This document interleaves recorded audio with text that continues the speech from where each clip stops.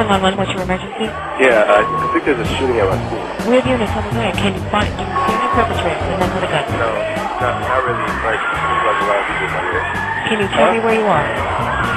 How many people? Can you see the perpetrators? Can you see the guys with the gun? Are you inside or outside? Hello? Shots fired. Hello? Hello? Hello? School shootings are the form of violence this generation has grown up with. Not war, not the threat of war, but the fear of being killed at school by a fellow classmate. In the United States, shootings spiked a heated debate over the responsibility of Congress to pass a law that forbids gun ownership. Interest groups rose, as the National Rifle Association, the advocates of the Second Amendment. Others have pushed for the total ban of weapons in the name of safety in schools. Gun ownership is a complex political issue, but fear remains in schools. A right to bear arms cannot be considered as a cause, because Mexico also grants such right. Yet, school shootings are almost non-existent in the country. If both Mexico and the United States grant the right to bear arms, why are school shootings frequent only in the United States?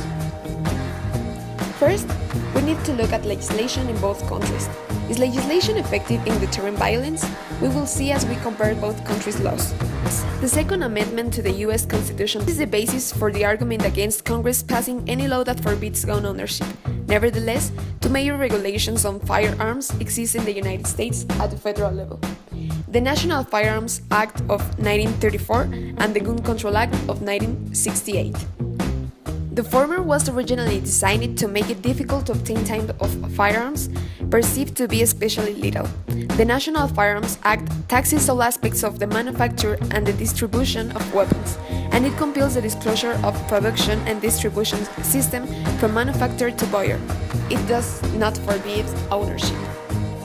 The latter's purpose is to assist federal, state, and local law enforcement in the ongoing effort to reduce crime and violence. In short, the law contains restrictions on gun ownership, to require federal licenses for companies that sell firearms, and puts conditions on who can buy arms, among others. Its intention, however, is only to limit the ownership of guns for law-abiding citizens. Article 10 of the Mexican Constitution declares that Mexican citizens have the right to possess arms for security and defense only if the possession of such arms is not prohibited by federal law or reserved for exclusive use of Mexican armed forces. Despite the Mexican Constitution guaranteeing the right to arms, Mexico has repressive statutory gun control laws. These laws heavily regulate the ownership of guns and incorporate a strict permitting system. We can observe that the United States and Mexico regulate the access to arms. However, shootings take place in the US and criminal violence in Mexico is on the rise. It is naive to assume that accessibility is the only cause of shootings, and therefore, a gun ownership ban would completely stop them. This reasoning should assume that any child with access to a gun will become a shooter, regardless of the legality of their access to gun. So, if legislation is not the only factor, what causes the shootings? In a study conducted by Altheimer and Boswell, first results, there is no indication that gun availability operates uniformly across nations to influence levels of violence. Furthermore, the association between gun violence and gun availability can be explained by historical and cultural process.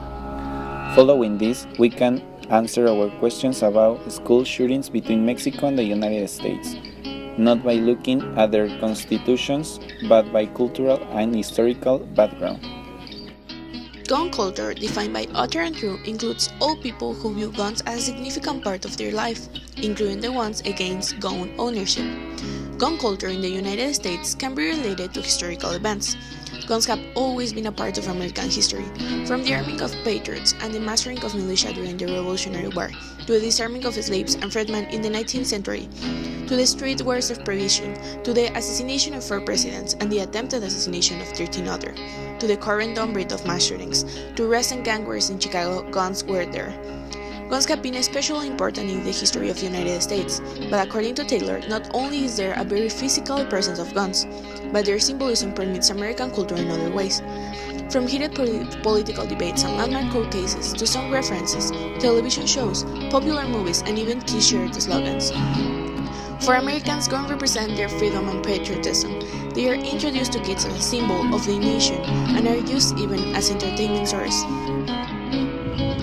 In Mexico, according to the 2018 Congressional Research Service report, many sources indicate that about 150,000 intentional homicides since 2006 were organized crime related. Due to the crisis that came as a consequence to the war with drug cartels, guns have gained importance, but they tend to represent survival or the ability to defend. They are not prizes in the United States. Furthermore, in Mexico there are not any specific interest groups that support gun ownership as there are in the United States. Au contraire, initiatives against gun ownership are widespread throughout Mexico.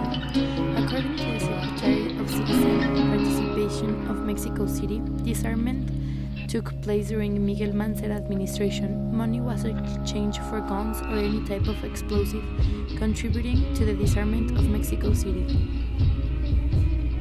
Analyzing the situation in both countries, it can be observed that feelings surrounding gun ownership are very different. This is the major reason about why in the United States there are more shootings than in Mexico, despite the fact that both countries grant the right to bear arms. Laws are more restrictive in Mexico due to the negative perspective of guns in the country. They are heavily associated to crime and do not represent a social value for Mexicans.